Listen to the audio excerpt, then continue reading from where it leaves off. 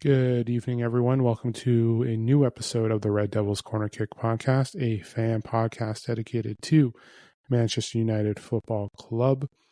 I hope everyone has enjoyed their week. We're coming up on another weekend. It just felt like we just finished our weekend. I had technically a long weekend.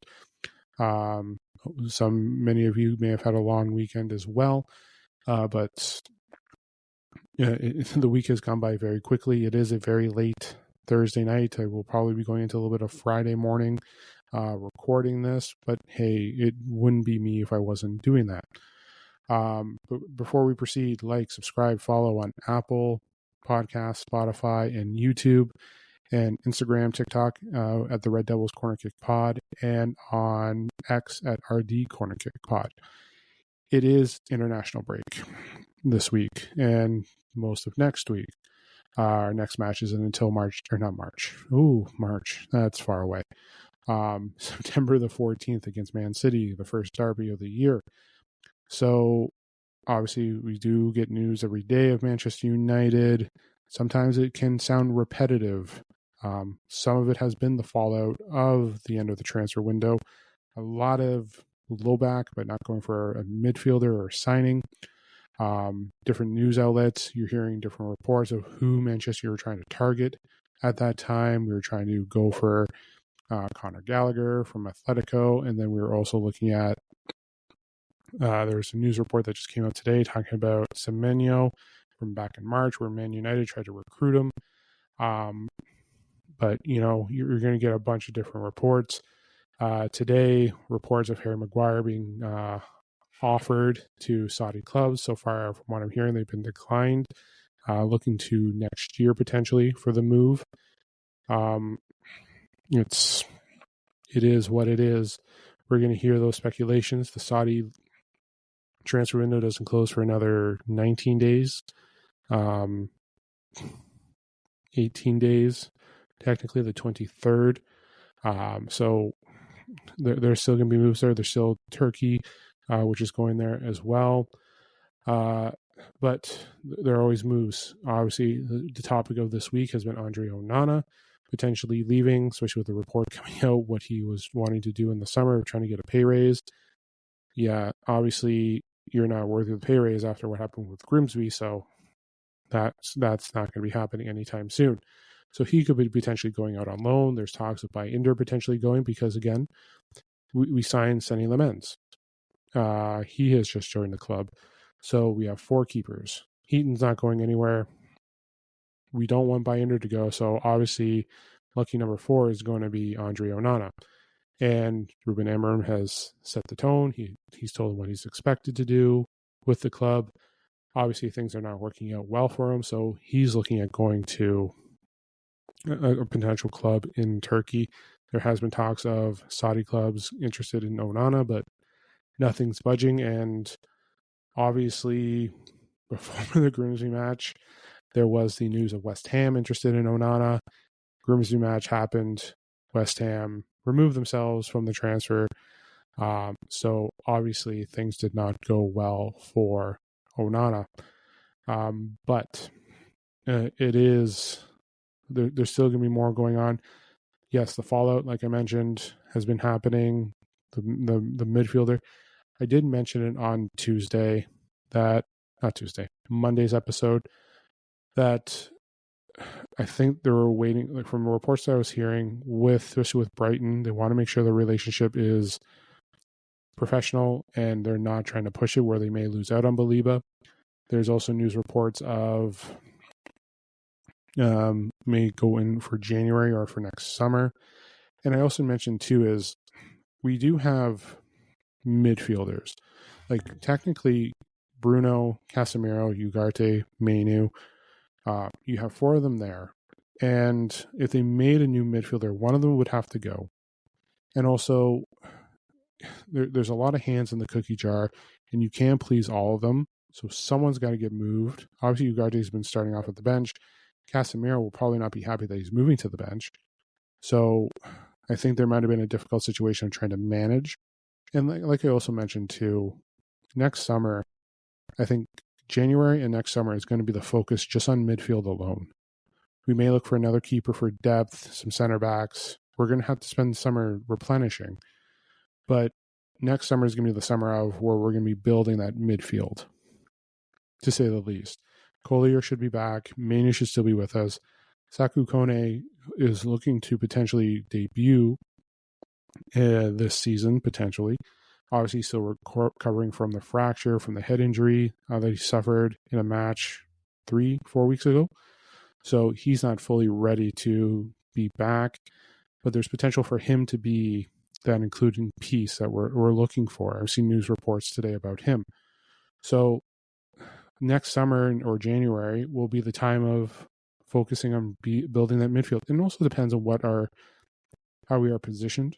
Like, don't get me wrong, we're first 3 games in, and I know everyone's happy that we're in the top half, but it's a 38-game season here, folks. We're going to be facing some battles again. We have Man City next Sunday. We have Chelsea the week after that. We have Liverpool a month after that. We have Brentford and we have Sunderland after the Chelsea match. So we have ourselves a struggle. So was it 3 of the top 5 from last year we're facing in the next 6 games. So it's going to be tough. Like, we're in a tough situation. So depending on what's going on in January, we may get a new midfielder. So we may make that push. So just be patient with that. It's going to come. Like, as much as we wanted that perfect transfer window, it was never going to happen realistically. And like I said, we have already enough midfielders, though they may not be the best. There's too many hands on the cookie jar to try and adjust and make things better. Because again, with no European football, there's just too many mouths to feed, and that's where the struggle is.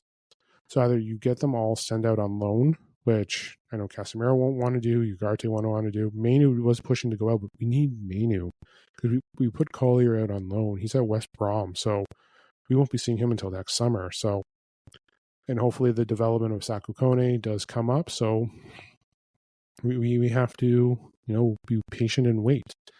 So, and I know that's always been, I know I've said that a couple times today, but it's the truth. We have to wait.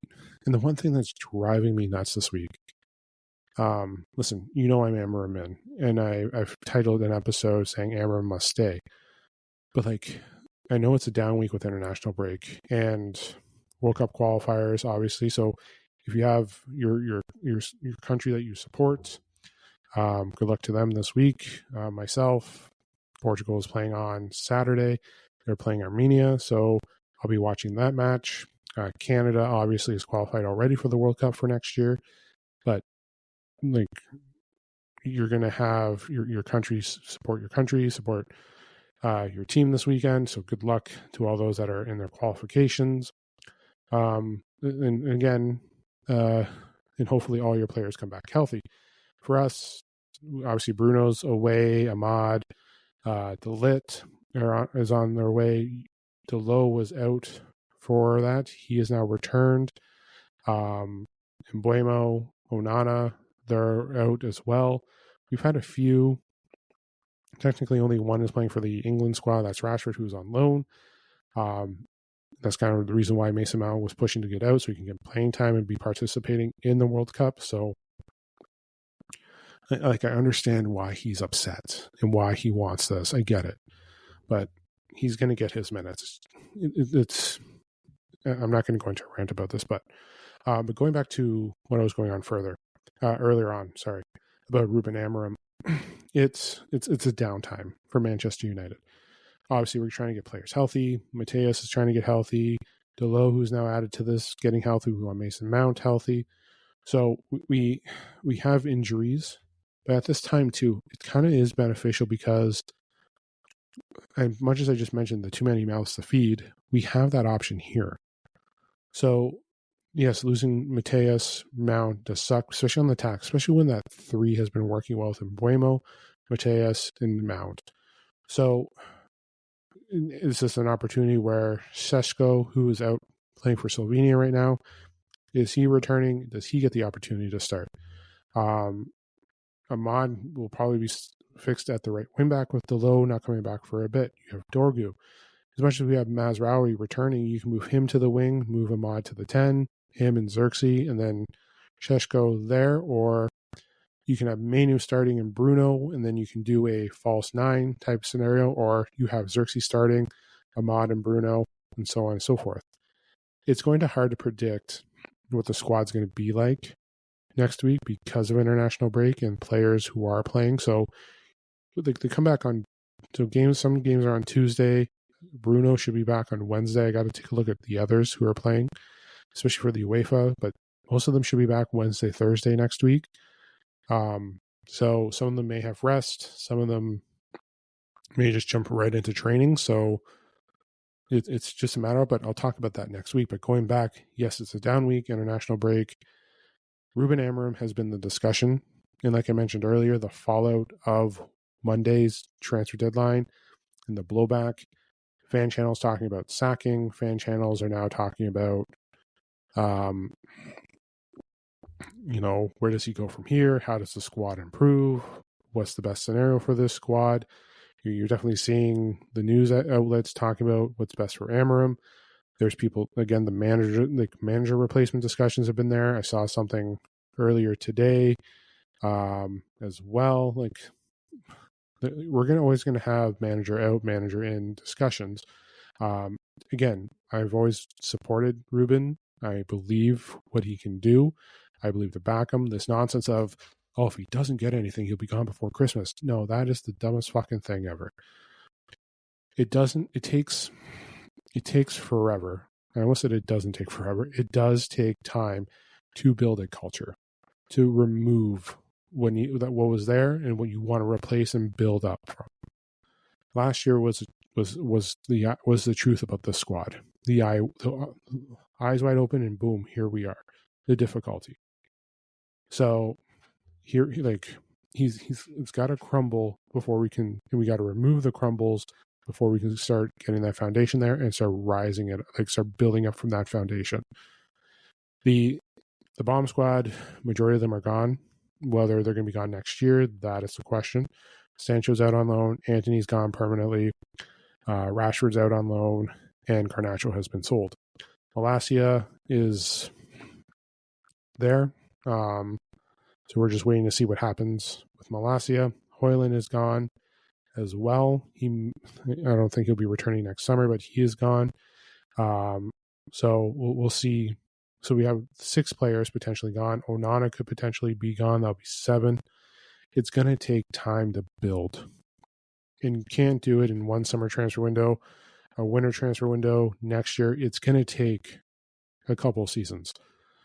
And listen, we're seeing improvements here. We're seeing the improvements. And has the fan base kind of toned down from what happened with Grimsby last week? Yes. Am I going to make a comment about the news that came out about Grimsby and the ineligible player? Here's my news. Yes, whatever, cool. Don't bother. They deserve the win. Yada, yada, yada. Move on from it. There. That's my comment from it. I'm well over it. Whether it was ineligible or they missed it by a minute, yeah, whatever. Just move on from it. United did not play well that game. I don't want to be brought back in, appeal, whatever. Just move forward and enjoy. But Manchester United, now I sidetracked myself because I had to talk about the Grimsby match.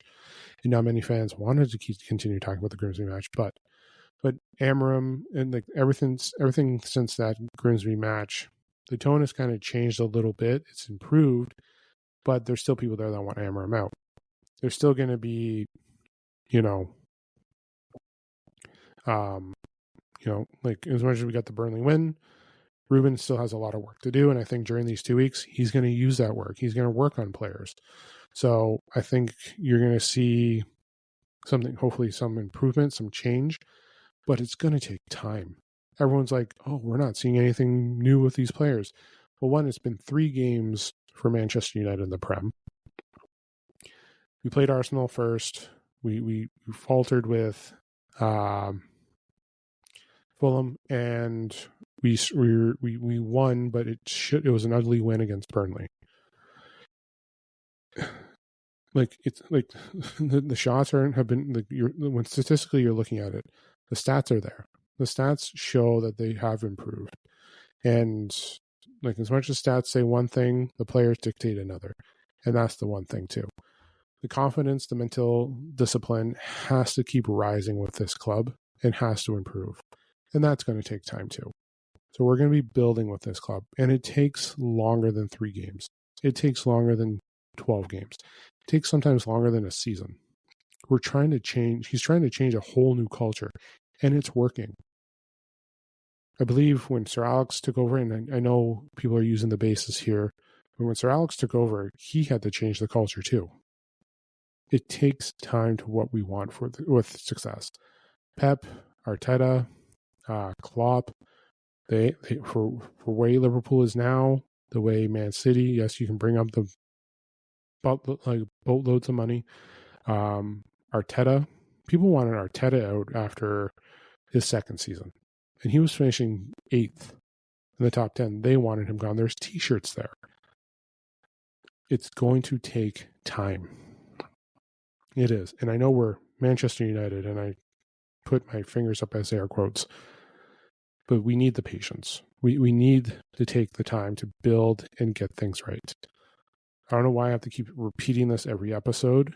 A fan base should know how this is going to take. And I see Twitter, I see everyone. It's just going to take time. That's basically what it is. Like I know that's the motto. It sounds like it's going to be the motto of this episode, but it's the truth. Time. We can't get to what we want now. You can't expect what we want now after 3 games. Yes, Grimsby said something how mentally weak our squad is. That's what it is. He said how mentally weak they are. And everyone keeps talking about a back 5. It's always been a back 3, ladies and gentlemen. It is just the wingbacks that we have are technically fullbacks. But they're supposed to be playing like wingback. They are wingbacks, but they're defensive players. They're not like Ahmad is a wingback. He goes back, he transitions back. And same with Dorgu. He does play at that wing. He does fit that. But it's just the type of players that we have there that they're not offensively there yet to help move in. We have to get those players there. It's going to take time. So we find the players, the positions. Like he's, again, like I said, he's building everything from scratch. The rubble is there. He's still clearing out the rubble. He's trying to get the foundation. He's trying to get that rubble cleared and get that foundation made. And us as a fan base have to be patient for that. Let him build. So, but yeah, that's the one thing that's going on this week. You have the fallout. You have the people talking about the signings, the sales. You have everyone just like, there's no football, so like let's just look at what's going on here. Let's just look at the downtime. Let's just look at how Manchester United have still failing and still not being successful despite it only being 3 games. So give it time. We have a derby. We have Chelsea the week after. It's like, yeah. I'm going to keep repeating myself again and again. And this episode is just going to be that song that never ends. Just keeps going on and on, my friends. So it's just a matter of how, like, again, we have to be there. So all I ask is this fan base, those that listen to the podcast, please be patient. It's going to take time. It's not going to happen this transfer window that's coming up in January. It was definitely not happening this past summer, and it's not going to be happening next transfer window or next summer either. So it's going to be a while. But yeah. But yeah, it's this time it's just nitpick. But again, it's the international break. We're going to see, you're going to hopefully have everyone come back healthy. You're going to have players rested. So I said these 2 weeks are technically great for Cunha and Mount because they can get some rest. Mount, you can probably bring him off the bench for minutes just to get his conditioning back, but he was taken off at half for precautionary reasons. So making sure that he's healthy is good to go. Licha Martinez is potentially going to be back, not this international break, but the following international break, which is set in October. So we're going to potentially have him mid-October, apparently. And the set time date was not until December, but chances are he'll be returning after that international break, but we won't see him do his debut probably till mid-December because he's got to get back into shape. He's got to get back into fitness. But having him back is key as well. And yes, the talk of midfield is the question here. I mentioned Saku Kone. I mentioned I've mentioned on TikTok and X before about Mazraoui being being an additional midfielder because he can play multiple positions. You can have him out on the wing. He does well with hold and transition. So he would be a potential complement with Bruno because he can cover. So having him there, I know there's talks of Licha, but I think Licha, you're going to have to bring him back to that back three because we're going to need him there. But I think he might be just be a piece off the bench because we need him healthy. Luke Shaw still needs to continue to be healthy. Like our back three is kind of solidified, but it's going to take time. Now I prefer if we had a proper midfielder, it would be Maz, Yoro, and De Ligt in the back three with Licha, Maguire, and Shaw there to help, or be the substitutes. I know that would hurt Heaven and Fredrickson, but having those pieces there and those experiences does help the squad. So, and again, the midfield there, but having people like Shaw, having people like Licha come back can free up Mazraoui. It's the truth. There's even, I saw something there about someone mentioning Harry Maguire potentially going to be a suggestion. But I think Harry Maguire should remain with the center D pairing, especially with him and De Ligt when they're on the field together. They're great together too. So it's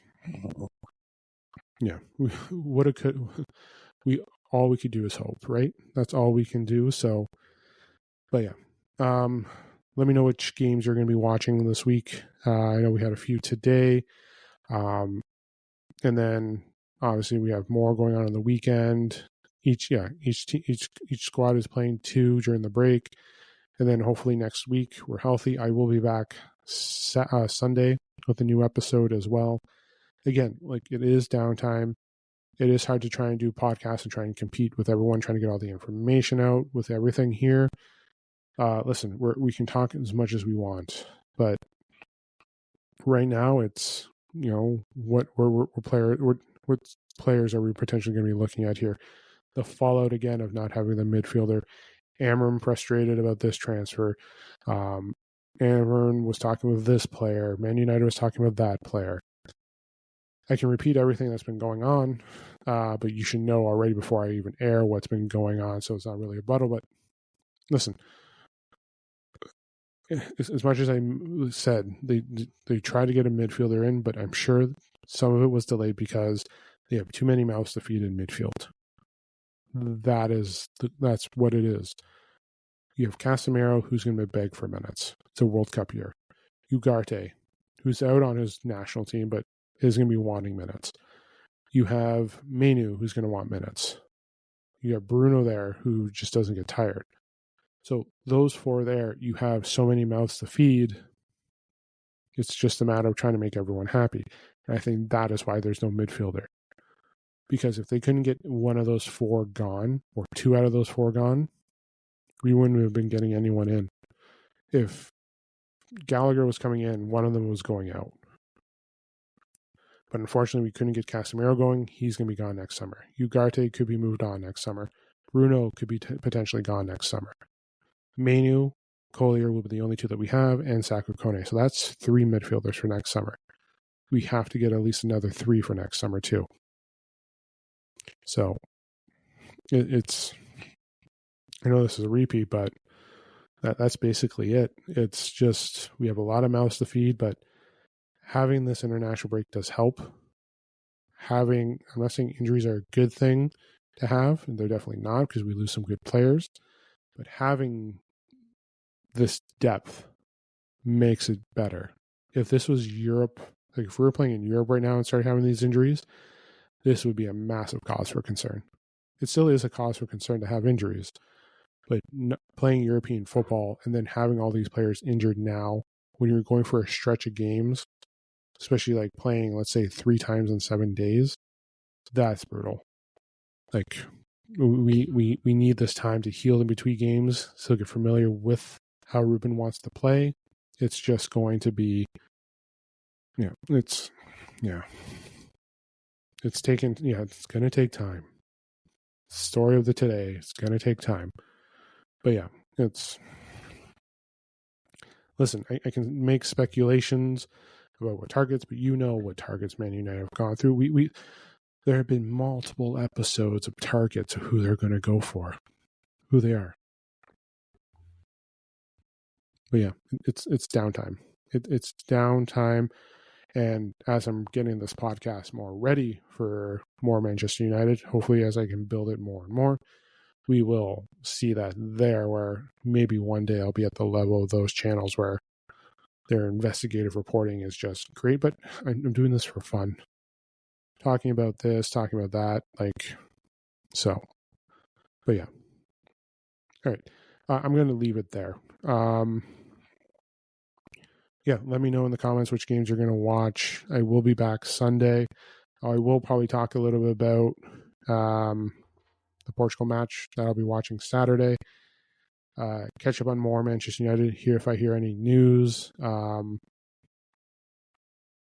and much more. And again, we're back next week, where it is time to prep, get ready for the derby, players healthy, what's the plan going to be, and I will be doing my preview. This is the derby. It's a big matchup. It is. We know how we treat our matchups with Man City. So it's just a matter of what do we find out this week from injuries? What's Cunha going to be like? Are we going to rush him back? Are we going to try and get back Mason Mount as fast as we can? Do we have to be delicate with him? Players that are returning from international duty. How does Ruben manage that? How does the attack look going into City next week? Guess what? You're going to have to tune in next week when it's getting closer to match day. And chances are I will be back probably after Sunday, probably going to aim for Wednesday or Thursday to talk about the Man City derby. So, plus more news as well. But yes, I'll leave it there for today. I will be back Sunday, catching up on more Manchester United news, any updates, plus talk a little bit about international break as well. But yes, enjoy your Friday. Enjoy your weekend as well. And don't forget, like, subscribe, follow, comment on YouTube, Instagram, or YouTube, Apple Podcast, Spotify, as well as Instagram, TikTok, Red Devils Corner Kick Pod, and also RD Corner Kick Pod on X as well. But yeah, once again, enjoy your weekend. I'll talk to you guys Sunday. This is the Red Devils Corner Kick Podcast. Glory, glory, Man United.